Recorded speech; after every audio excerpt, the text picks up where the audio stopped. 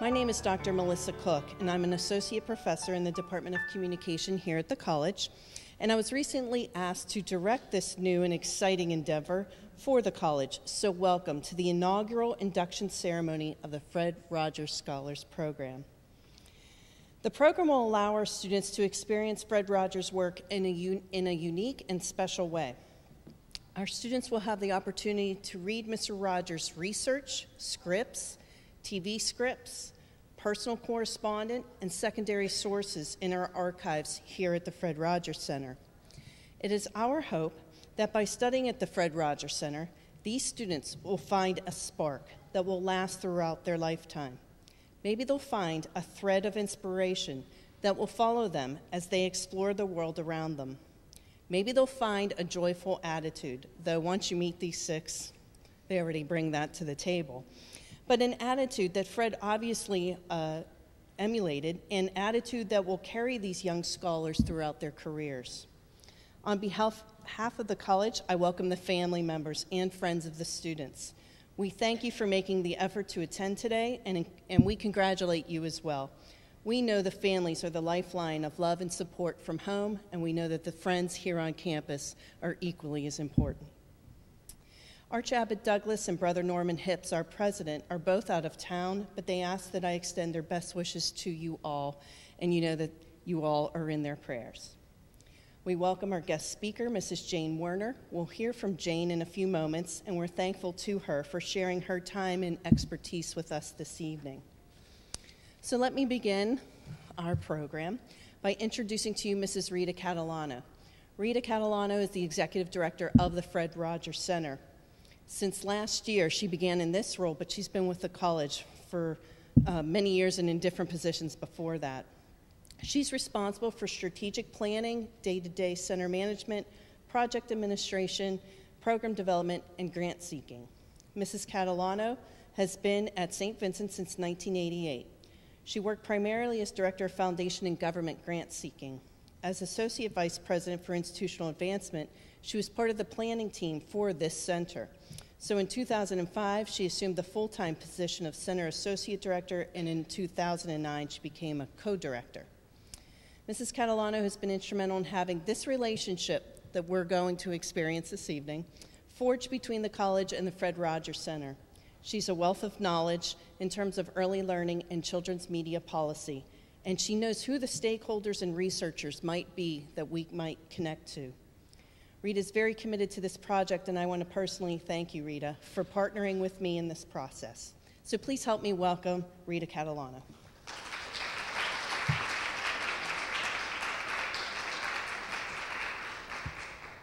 Thank you, Melissa, and thanks to all of you. It's really a delight and an honor to be here tonight. And I want to recognize Melissa for putting together this program this evening, but really for all of her leadership in developing something new. There's some risk here and there's a lot of reward, but so thank you, Melissa. We've got a group of pioneers. Somebody at dinner referred to this first group of scholars as guinea pigs. I don't think that's it. You're pioneers. You're helping us determine how to put together a great program for students who will come after you.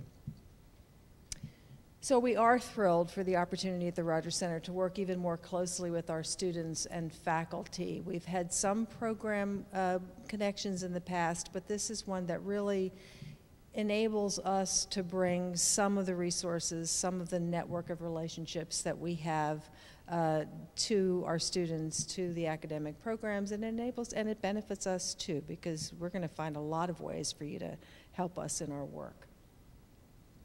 Our mission at the Fred Rogers Center is to build on Fred Rogers' distinguished and distinctive legacy of bridging the fields of early learning in children's media. And so we're really happy to see the backgrounds of this year's Fred Rogers Scholars, because you represent both of those fields and you're going to be building some bridges as you go along with your projects.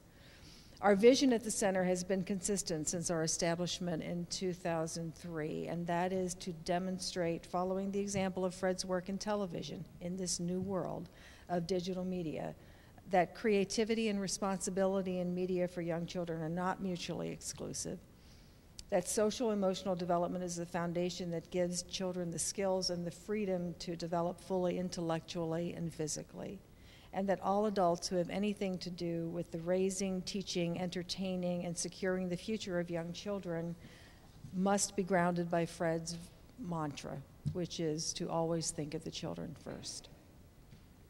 An important part of our vision at the Rogers Center is to support the development of new generations of Fred Rogers, working as educators, media creators, and across a variety of other fields. Nationally, we do this through an early career fellows program for young professionals, and now, with the Fred Rogers Scholars Program, we'll be able to help build the pipeline at the undergraduate level. That's very exciting for us, and I hope for the Fred Rogers Scholars. Thanks to this year's group of pioneer women, Kelly, Colleen, Dawn, Ashley, Sadie, and Meghan, thank you all. You're wonderful, and the Rogers Center is very proud and happy that you've chosen to work with us. We look forward to the coming months.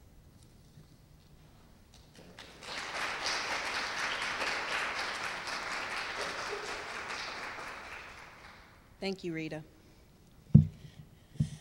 This is an impressive group of students. They all have high academic credentials, but they aren't just known for their academic achievements, and so I'd like for you all to get to know them a little better this evening. They're very well-rounded young scholars, and they perform incredible work, internships, and extracurricular activities.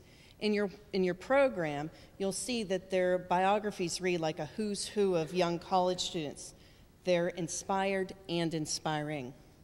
These women are integrated into the life of St. Vincent. They live out a liberal arts education on a daily basis, and we are proud of them.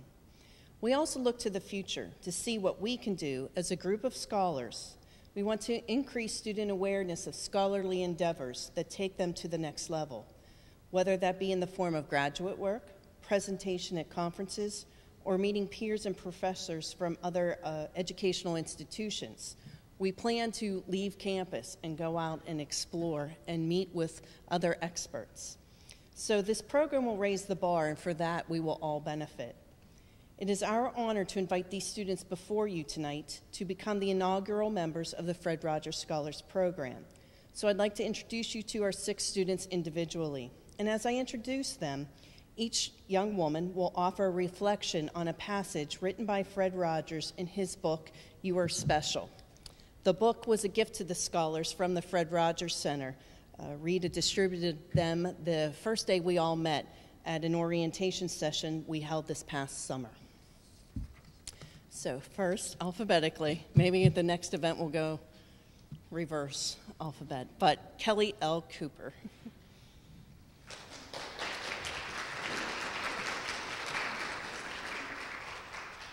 Kelly is a spark of sweetness and interested in high academic achievement. Kelly is an education major and was nominated by Dr. William Snyder of the English department, and I'd like to recognize Dr. Snyder. Thank you. Thank you. Dr. Snyder stated in his nomination letter to us, I expect her future to include success as a gifted teacher in early childhood grades where students respond best to those instructors who make themselves present to their young charges at every moment. He also pointed out that she was a sitter for his 10-year-old son, who implores his parents to go out so that Kelly can come over and sit with them. So in addition to all her other qualities, Dr. Snyder said, we know that she can play board games, card games, and Guitar Hero, keeping youngsters delighted for hours on end. Kelly is from Latrobe and is the daughter of Michael and Joanne Cooper. Kelly, would you like to read your passage?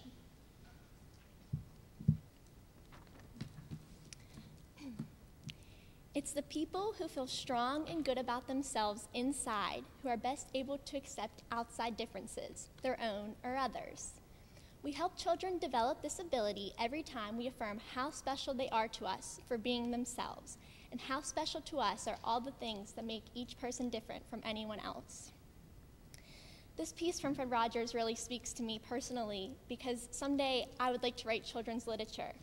And some of the issues that I would like to address are embracing uniqueness and learning to be comfortable with yourself. I think that those are 2 very important things that we need to begin teaching children at a very early age.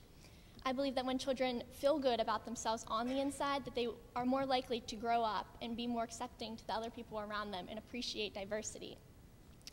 While studying here at the Fred Rogers Center, one thing that I may research is how the environment and people around young children can affect a child's self-esteem. I would also like to research how the media plays a role in shaping a child's self-esteem, as well as how the media can be used in a more positive way to create a positive self-image in children. I think that if we instill high self-esteem in children at a young age, then those children will grow up being more likely to possess those qualities of wanting to be unique despite the pressure to be like everyone else and be proud of who they are. Thank you.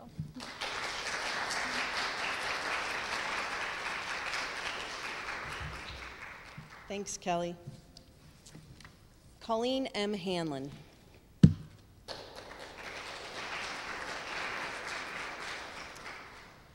Colleen brings her artistic talents to the group with an eclectic style and eager enthusiasm.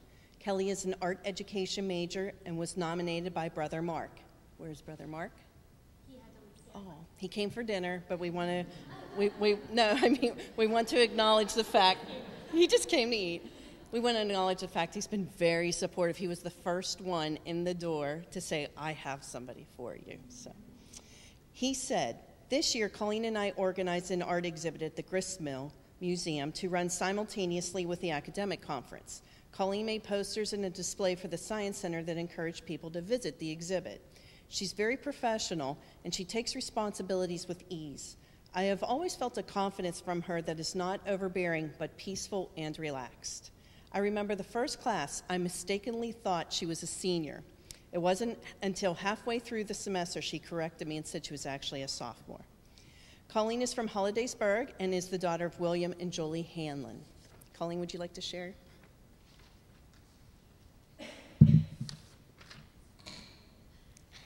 The roots of a child's ability to cope and thrive, regardless of circumstance, lie in that child's having had at least a small, safe place, an apartment, a room, a lap, in which, in the companionship of a loving person, that child could discover that he or she was lovable and capable of loving in return.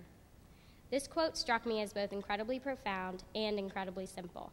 The fact that those early childhood experiences are what shape us as adults seems so obvious, yet we don't often think of that child that lives within all of us. For many of us, the safe place that Mr. Rogers refers to was our home, wrapped in the arms of a parent. But for so many young children, that safe place in which we learn to feel special does not exist. Mr. Rogers was so dedicated to offering children a wholesome, entirely authentic television experience that Mr. Rogers' neighborhood offered children everywhere a safe haven to escape to. As a future educator of today's youth, I hope to learn from Mr. Rogers' example and provide my students with a safe place to learn that they are all individually special and lovable in their own right. As myself and fellow scholars go forth this year, I look forward to uncovering the key to helping young children to discover themselves as lovable, unique individuals.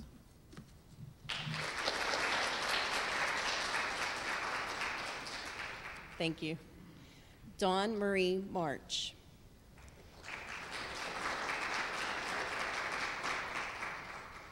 Dawn is an easygoing addition to the Scholars Group and is willing to put in the effort. Dawn is a marketing major and was nominated by her marketing professor and mentor, Dr. Dawn Edmonston, who I'd like to acknowledge. Thank you, Dawn. In Dr. Edmonston's nomination letter, she wrote, I have served as Dawn's professor, academic advisor, and student association faculty advisor, so I can attest to her excellent leadership skills. She has an impressive work ethic and is willing to do whatever it takes to get the job done. I believe Dawn has been the finest promotions director of women in business in the 6-year history of the association. I have no doubt that Dawn would be an outstanding contributor to the program.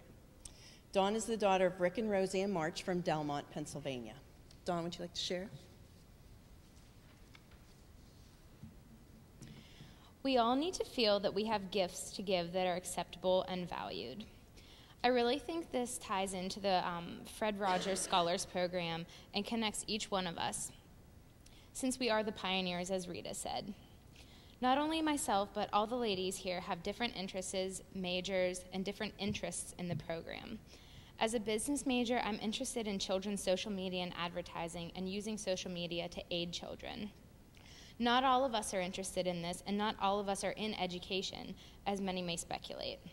We have different personalities and interests, and that leads to our different gifts we all each have. Each of our gifts, I feel, as pioneers will help us develop the Fred Rogers Scholars Program for future college students. Thank you.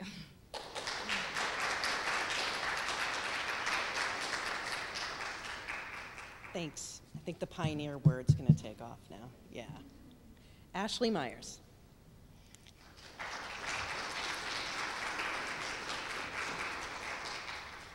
Ashley has a congenial personality and is an incredibly focused student.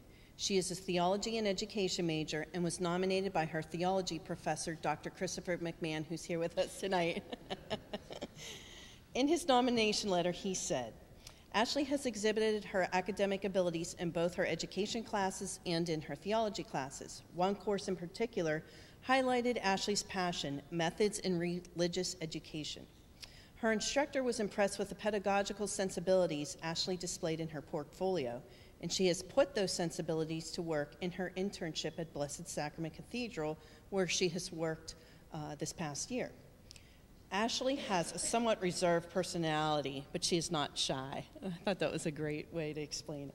She regularly, articulately, and intelligently initiates conversations with her peers, and she is constantly looking for ways to incorporate new methods, new media, and new methodologies in her teaching. Ashley is the daughter of Archie and Michelle Myers from Whitehall, Pennsylvania. Ashley?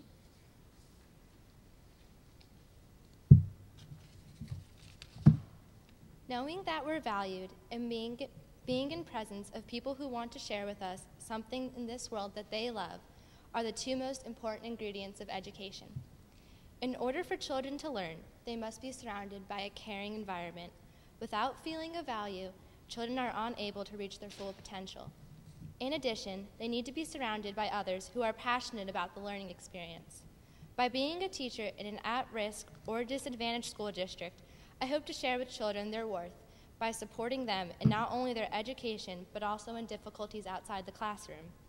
In light of this, during my time here in the Fred Rogers Scholar Program, I plan to do research on factors that affect children's ability to learn at school and ways to help them deal with this.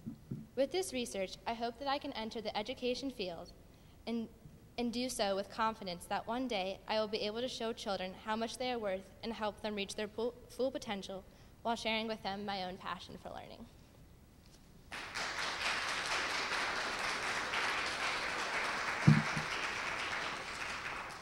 Thank you. Sadie E. Stresky.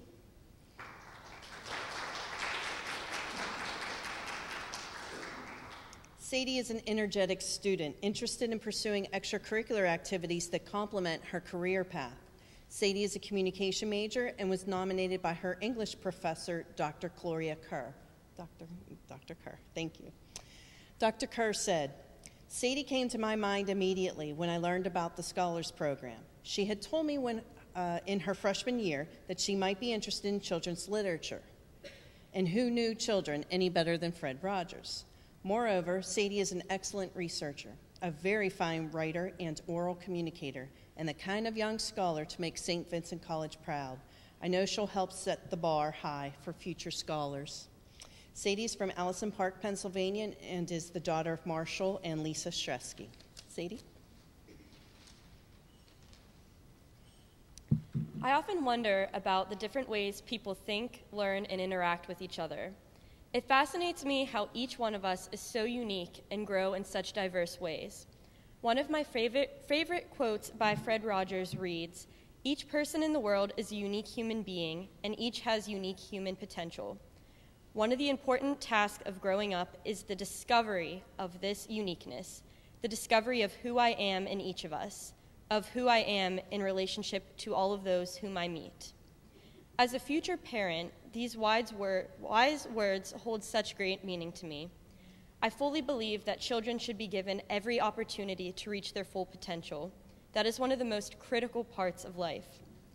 As a future professional working in children's media, however, I worry that overexposure to technology will prevent future children from being able to discover their true selves. Fred Rogers was not a fan of video games and electronics. but today we live in a world where it's hard to find anything that does not require technology. Though this may seem disheartening to someone hoping to work in children's media, I see it as a challenge and my personal responsibility to enhance the quality of what children are exposed to through technology and the media. Through my research at the Fred Rogers Center, I plan to learn more about how the presence of technology impacts child development. Fred certainly knew how to use technology in a nurturing way, and I can only hope to discover more ways to preserve his ideals for generations to come.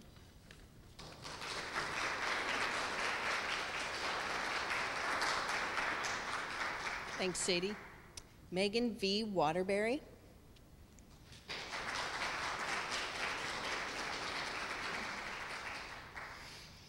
Meghan is full of life. She's an English major nominated by her young adult fiction professor, Dr. Mary Beth Spohr, dean of our school.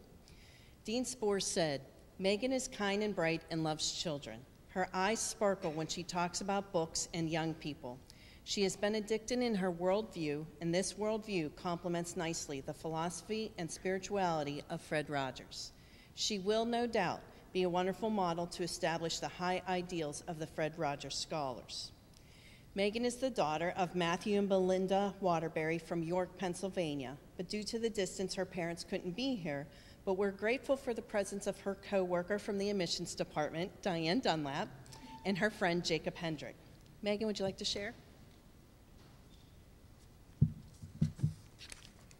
Children are not merely vessels into which facts are poured 1 week, and then when it comes time for exams, they turn themselves upside down and let the facts run out. Children bring all of themselves, their feelings, and their experiences to their learning. The quote is important to me because as a future educator, I must remember my students are children, or young adults in my case, not robots. I must create a classroom environment in which they feel safe and comfortable to learn, and in peace and be eager to learn. I need to make sure that I am bringing the best teaching techniques to the table to ensure a satisfying education for my future students.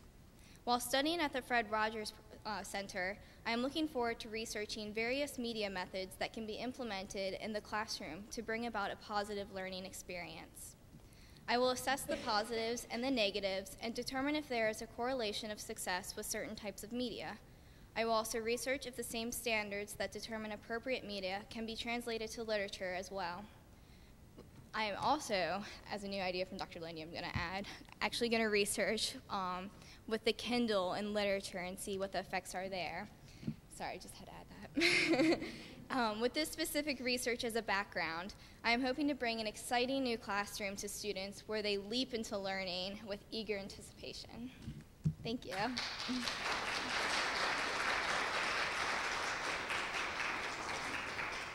See what I mean? Impressive. And I can't state enough that I really and truly appreciate the nominations that we received from not just you all here, but all the other nominators and of students. We just couldn't accommodate as many as we had nominations for. So what I'd like you to do is stand, and I'll present you. That's a token of gratitude. We trust that you'll accept the challenge to maintain the high academic and research standards that we'll set forth in the Fred Rogers Scholars Program. I appreciate your willingness to serve the college during this inaugural year by assisting us in creating the 4-year program for future St. Vincent College students. Realize you are leaving a legacy for others, and we entrust you with this important honor. We will construct a pin over the next year, possibly with our artists, to symbolize your achievement in this program, but for now, please accept the St. Vincent College Shield and wear it with pride. Once we have the new pins, you can help us induct our incoming freshmen in the class of 2012. Give you your pins.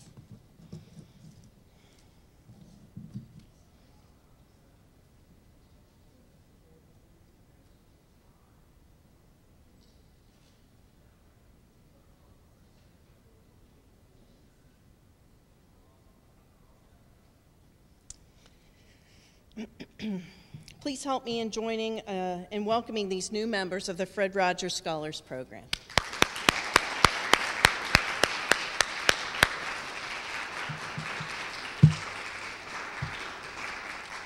Mrs. Jane Werner traveled from Pittsburgh today to be with us to celebrate the collaboration between the Fred Rogers Center and St. Vincent College.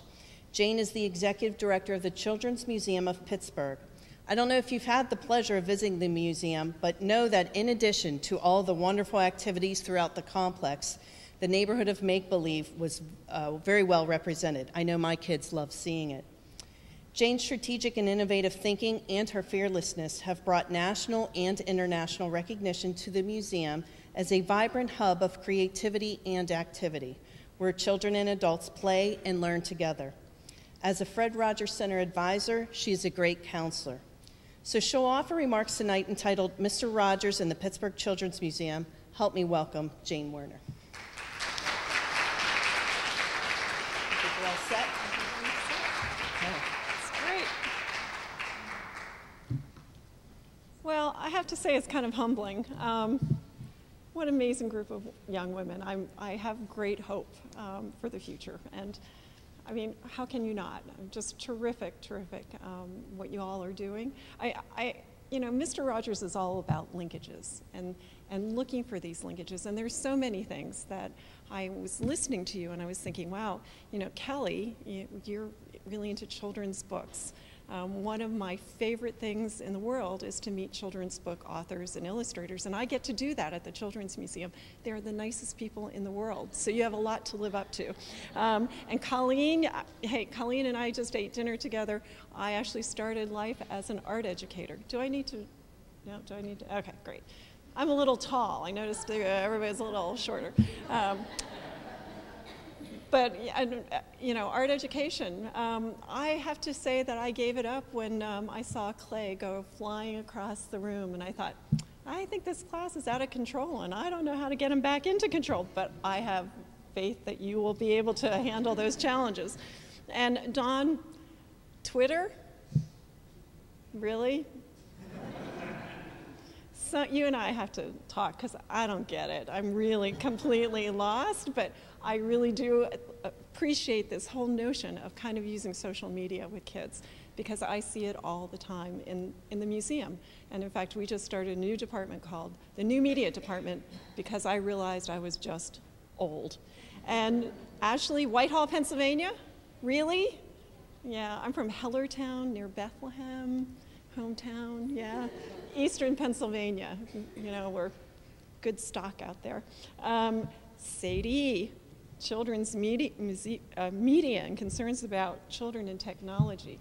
You know, when we started the museum, we tried to do a no screens museum because my children were spending way too much time with their electronic mother. And they were just going from screen to screen. So I think it's a real concern. And I think it's really important that we get it right, because if you really look at where families are, you know, we have to meet them with where they're at, and it's with technology. So I applaud that notion. And Meghan, bringing different media into the classroom and Kindle, it's a great idea. I mean, it truly is. I'm new to Kindle. Yeah, I am old. But I really think that it's really important to start really thinking about those issues.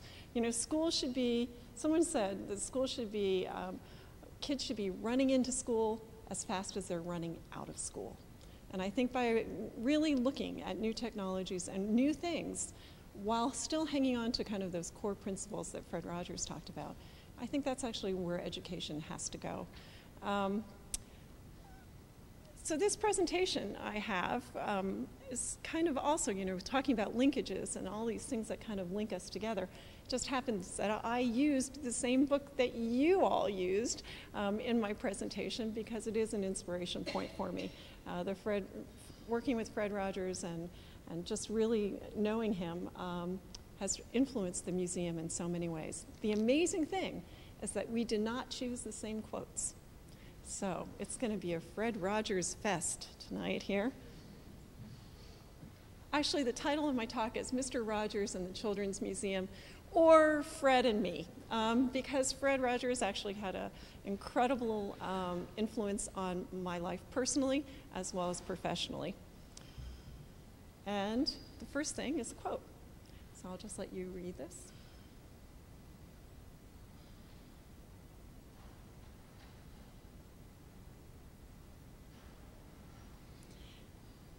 So it really is true. I mean, about who we become has a lot to do with who we were as children. At the Children's Museum, we have this tradition that when you're new to the museum, you actually have to get up, you have to tell us who you are, and you have to tell us what your favorite thing to do as a child was.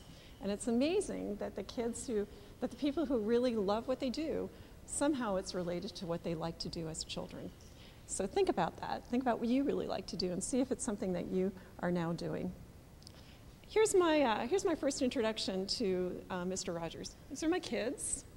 That's Ben, that's Matt. They'd be mortified if they knew that I was actually showing their picture with those goggles on. But hey, and you know, I didn't watch Mr. Rogers. I was too old for Mr. Rogers. But they just about made it before they stopped showing Mr. Rogers. And that's who kind of got me in, you know, when I would hear this man singing as I was getting ready for work. I was like, what are they watching? And I'd go in, and sure enough, Mr. Rogers was on. I didn't really think too much about it. I was like, well, you know, he has some really great messages.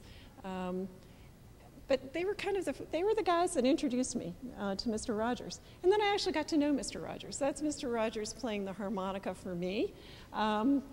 Many years ago, I was skinnier and shorter hair. And what happened was that I was working at the Children's Museum as the exhibit and program director, and we partnered with Family Communications, Fred's company at the time, to create the Mr. Rogers exhibit, and that was 1998. Fred Rogers made me a better mother. I will say that. I think that he was really influential in how I talked to my kids, how I listened to my kids. In fact, he taught me how to listen, which you know, I have to remind myself all the time.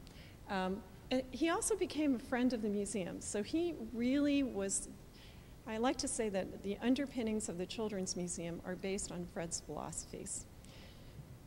And so here's one of the philosophies.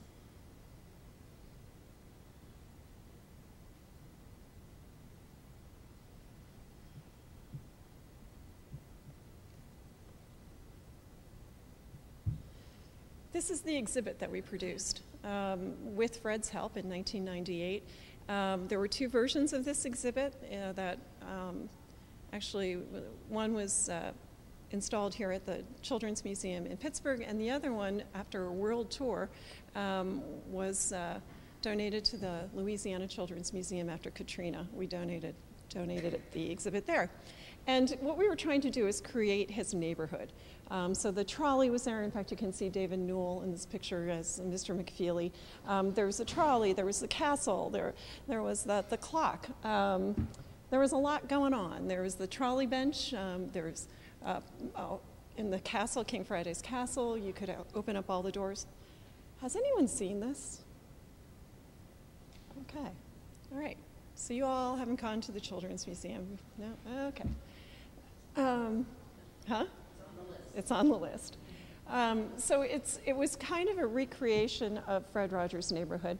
I have to tell you that recently we deinstalled this. It had come to the kind of the end of its life, and we're in the midst of refurbishing it. And what we're doing is we're making a bridge. We're actually installing these exhibit components throughout the museum and talking about Fred's philosophy and kind of bridging from the show, you know, these are all the components of the show, into what he really stood for and his philosophy.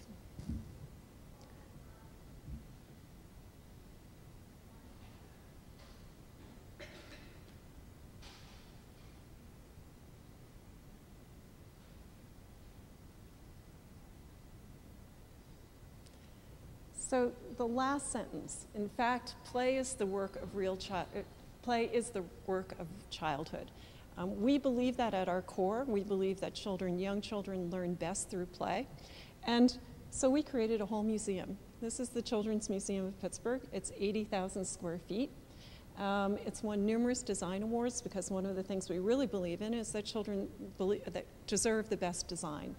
It is the old post office building, which is from the 19th century, the 1939 Buell Planetarium, which is the second dome, and then we built a building in between in 2004. And so it's a building that actually has 3 different centuries In fact, it's one of the only buildings that has 3 centuries of buildings. It is won the National American Institute for Architecture Award, the Rudy Bruner Award for Urban Design Excellence, the National Trust for Historic Preservation Award. We kind of got into the award cycle there for a while. I always like to say it's almost embarrassing, but it also is kind of, we think kids deserve it. Kids really deserve the very best. High is kind of our, we want to be welcoming and open, so any of you that are in marketing, we really want people to feel comfortable coming in the door. This is what it looks like on the inside. We actually have art pieces. It's a elephant by Keith Haring that actually comes and goes with the museum. But we also have these wonderful climbing wall, this climbing wall that goes all the way up to the 2nd floor. And we are a green building. We are a silver LEED rated building, which we were actually the first silver LEED museum in the country. Lots of opportunities for play. Kids find things to play with all the time, whether it's the lights in the floor or whether it's artwork around them. We just want the building itself is an exhibit. It's a moment to play.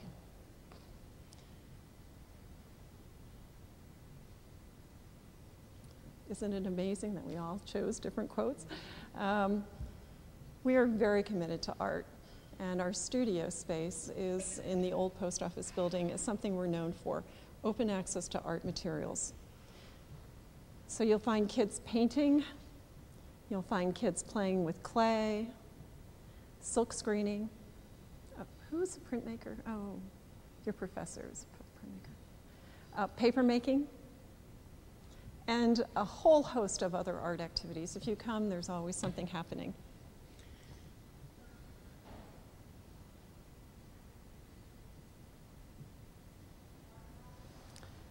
We work with artists. We work with a lot of artists who work with children.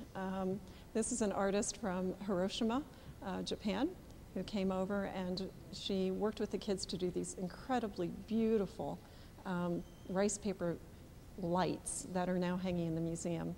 We run a program called Tough Art, which is a different way of looking at art. We want people to really think differently about the world and think differently about art.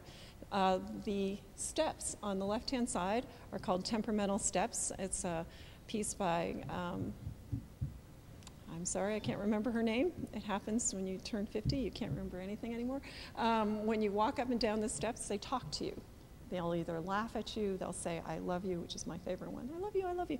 Little kids' voices. It's really delightful. But it's a different way of thinking about art. Over on the right-hand side is a piece by Amanda Long, and this is a video installation where it records your video, it records your image, and then it breaks it into the primary colors, and you can move with it, and kids just love and delight in this, as well as adults. One of the things that we realized early on is that 50% of our audience are adults. So we want to make spaces that are beautiful and comfortable for everyone. We have a lot of people, people coming to the museum your age or older without children just to see the artwork. This is a piece that it was done with the Entertainment Technology Center at Carnegie Mellon. We have a very large puppet collection, and what we wanted to do is animate it so that kids can actually digitize it and play with the puppets. So all of those puppets are digitized on the screen. Most children's museums, I should say something about the age of the kids, most children's museums are focused on 5 and under. We think that that's foolish, frankly. You know, children are children, and we should not put an age. People always ask me that, what's the age for the Children's Museum? Actually, there are some days that I think I'm really ready for the Children's Museum. And I think that's a Fred Rogers thing. You are all, it depends on the day. A kid can be mature and an adult can be acting like a kid. So I think it's something that we have to really honor childhood. And that's something that we're getting this compression of childhood, which is very sad. Kids are not allowed to play to learn who they are. And that's what we're trying to do at the Children's Museum. This is this is kind of one of our signature pieces. It's called Text Rain. It's by Camille Uterbach, who's a MacArthur winner. We actually have 3 pieces by MacArthur winners at the museum. We choose them before they get to be MacArthur winners, so I'm looking for the next one. We're really good at that. What you see here, people stand in front of a screen, you see an image of yourself, and there are letters that rain down from the top. And when you put your arms out, you can catch the letters, and the letters form a sentence. And every time the letters change colors, it's a new line of a poem. And it's lovely. And you see families get together and put their arms out and just make poems. Artists can make us think differently about the world, and that's something that we're really interested in. This is bubbling mud, or as the artist likes to call it, animated earth. It's clay slip that is filled up in these vats, and you can put more or less air with a red handle, and they bubble. And kids can get their hands in, and they can throw mud at their siblings. And then we have this hose where you see parents just hosing them off. It's great. But kids should get dirty. They should play.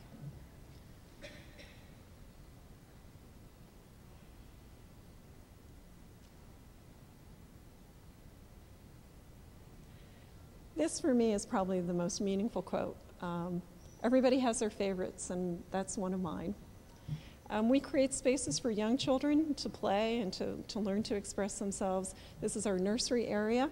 Those are real Warhols on the wall back there. They were on loan from the Warhol Museum. It's a very funny story. But we do have a collection of art at the museum. This is in the nursery area. It's sand painting. It's a light table that actually has sand on it. Kids with autism really respond well to this table. And we've had about 3 parents contact us and say, can we get the plans for that? So it's something that we're very interested in researching. We have a huge light bright wall. We have air tunnels that actually things blow up and kids can see cause and effect. Here's another one.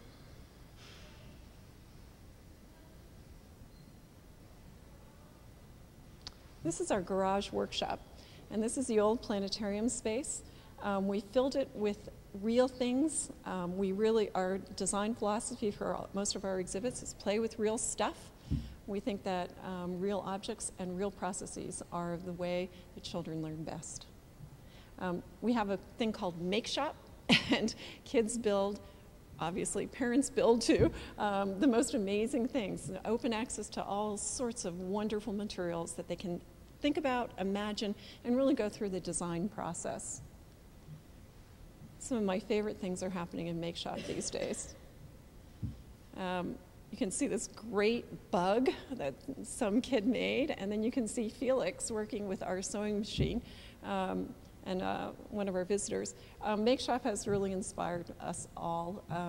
When we were doing Sew Shop, which is when we had the sewing machines out, I went down because I am a sewer, and I went down to see what was happening. And there was a grandmother working with her grandchild, and I said, what are you guys making? And the 7-year-old showed me that she had made a little bag. And I was like, wow, that's great. And the grandmother said, yeah, that's nothing. We were here yesterday, and we came back today. We had so much fun. The woman across the way, whose 2 boys were there, said, well, we've been here since 10, and we haven't been able to get out of this one area. And it was 3 o'clock in the afternoon. The kids had made a sand shark, and they had made a blue whale. Using technology, they went online, because they wanted to make these fish using fabric, and we have iPads there. They went online, researched what they looked like, made the pattern, sewed it, stuffed it. It was really great. I walked out of the Make Shop, ran into our exhibit director, who said to me, I told her, I'm so pleased, this is all working so well.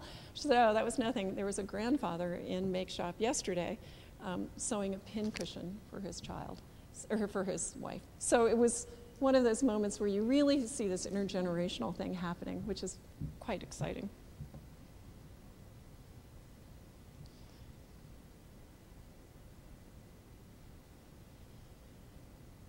So you always wonder why dressing up is so much fun.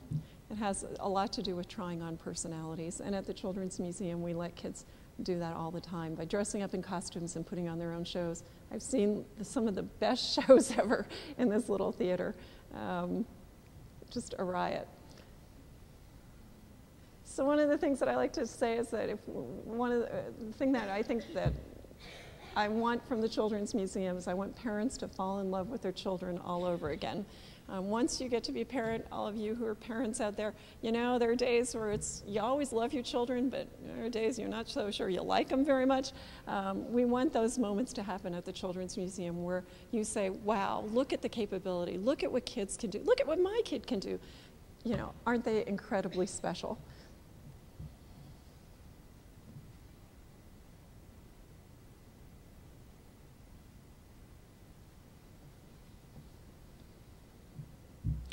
We have water play at the Children's Museum, which is very, when we actually do the studies, this is the place that kids like the most.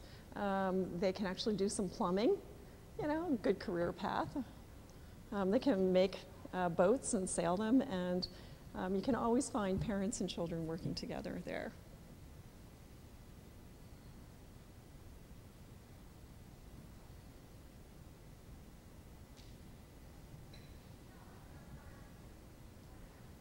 So this is something that I'm believing is actually the new place for museums to go, and that's actually the human interaction that people have at museums.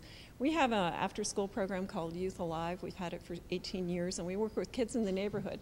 And most recently, we've started a garden in the front of the museum. It's an organic garden, and we work with Kim Bracken to actually grow vegetables. These guys had never grown anything before, and in fact, they ate broccoli for the first time because they grew it. So we are having a really fun time, really exploring this new program with them. Not a lot of people know that the Children's Museum does well, we see 250,000 people in the museum. We see another 100,000 through outreach, and that outreach actually includes schools. It includes neighborhood organizations. It also includes the jail. We actually are at the county jail. We did the family waiting room there. In Allegheny County, there are 7,000 kids who have one or both parents incarcerated. When they come to the jail, it is probably one of the most horrendous experiences you've ever imagined. I went to the jail and thought I never want to do anything wrong ever. But if you can imagine that you're this big and coming to visit your parent, it's not a good situation. You know, you've taken the bus, most likely, to the jail, and before we did the family waiting room, it was pretty much like waiting in a really bad Greyhound bus terminal. So we've created these opportunities for parents and children to come together. The children can actually practice talking to their parent behind the glass, because that's how you interact with a parent in jail, with a phone and with glass. So again, kind of meeting kids where they are, and I think that that's what Fred Rogers was so brilliant at too, really looking at what kids need in different situations. So I put this quote up because the Children's Museum is not just a place for families to come, but it's also a place for teachers. We do a lot of professional education. We also have partners. We have office space for Saturday Light Brigade, which is what this Larry Berger is pressing the button there. Saturday Light Brigade is a radio station that actually is broadcast from the Pittsburgh Children's Museum. You can listen to it on WRCT in Pittsburgh. But he does a lot of other programs. So he's there. Reading is Fundamental is in our place. Child Watch is a child advocacy group, rents space from us. We have 2 Head Start programs of the Pittsburgh Public Schools, and this is a terrible picture, but it's the only one I had. The University of Pittsburgh Center for Learning in Out-of-School Environments has an office on our site, and they're studying how kids learn in informal settings. We're the primary site. And there are kids from Pittsburgh Public School, Head Start. Imagine going to the Children's Museum every day for your classroom. So we get to know these kids really well. We've had 5 classes graduate. They're the best. They're 5-year-olds who will just tell you exactly what they think of your exhibits, of your programs.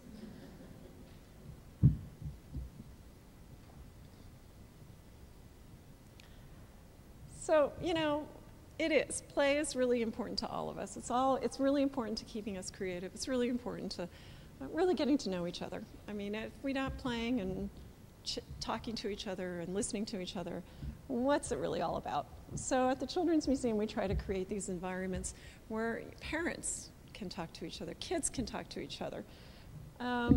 We can have some fun, even if we are older. We don't have to be 5, we don't have to be 10, we can be whatever the ages of these folks are on our musical swing set.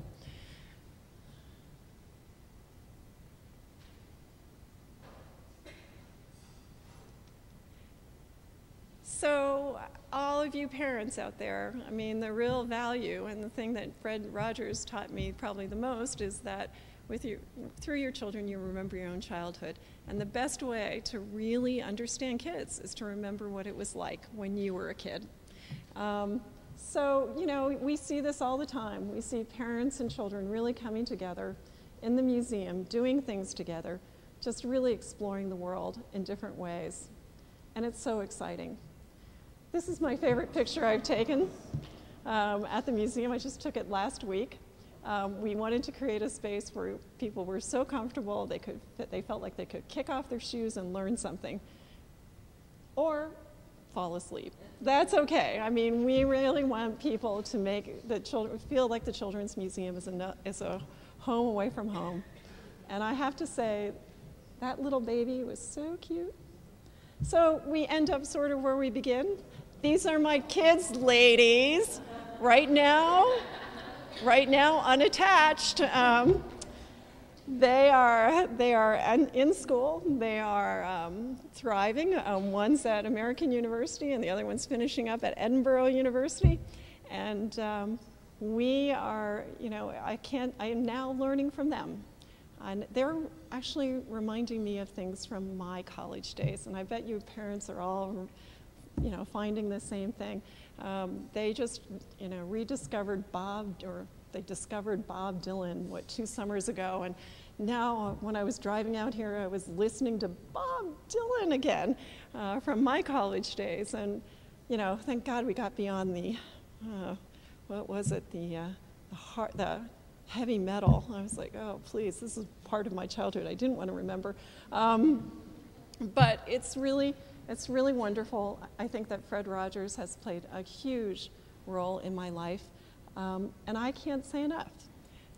This is the quote that is most used, and I think that whatever you choose to do in life, whether you're a parent, whether you're not a parent, whether you decide not to be a parent, whether you decide to work with kids or not work with kids, it's really important to just consider children and just really think about them, because they are vulnerable. They are out there. What we do as adults is really what they consume. So whatever we do, let's just really think about them first, because it's so important to the future. And Fred Rogers taught us all that. So thank you very much. If you want to get in touch, that's where I am, and that's the website. And I did bring some promotional material too. But thanks and good luck.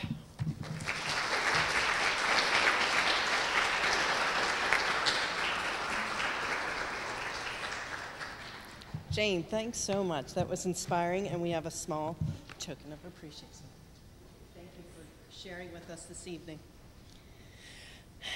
I'd like to call Dean Mary Beth Spohr forward. She'll conclude our evening with a prayer.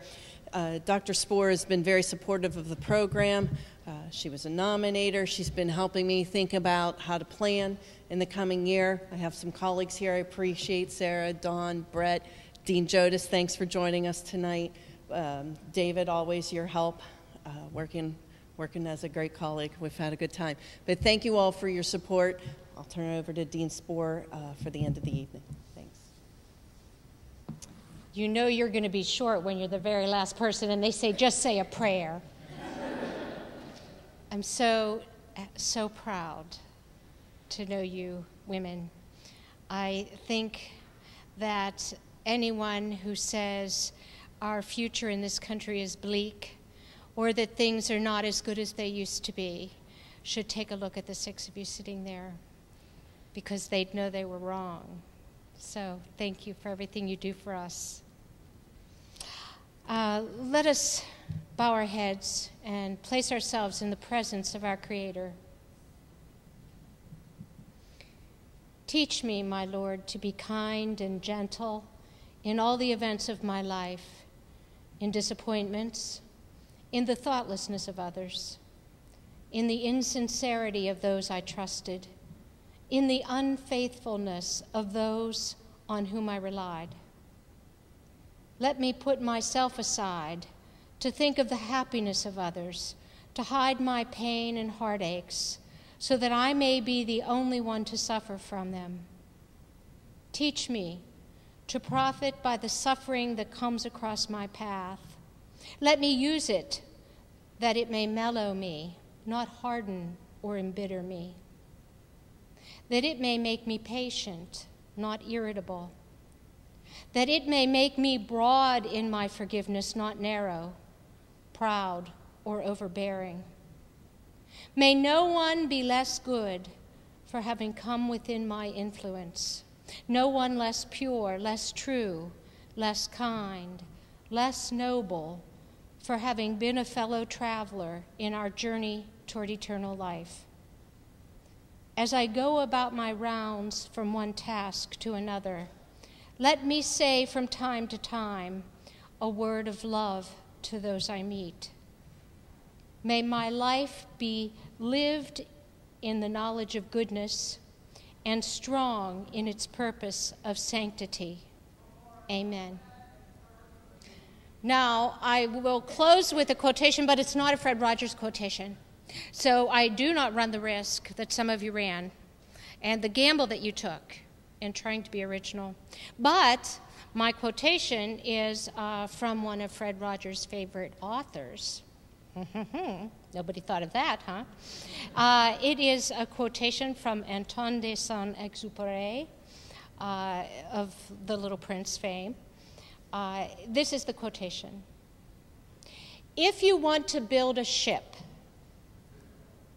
don't herd people together to collect the wood, and don't assign them tasks and work, but rather teach them to long for the endless immensity of the sea.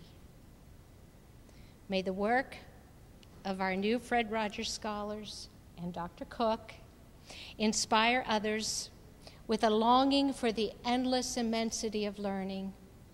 Thank you for coming tonight. Thank you for your commitment to education, to St. Vincent College, and the legacy of our dear Fred Rogers. Thanks.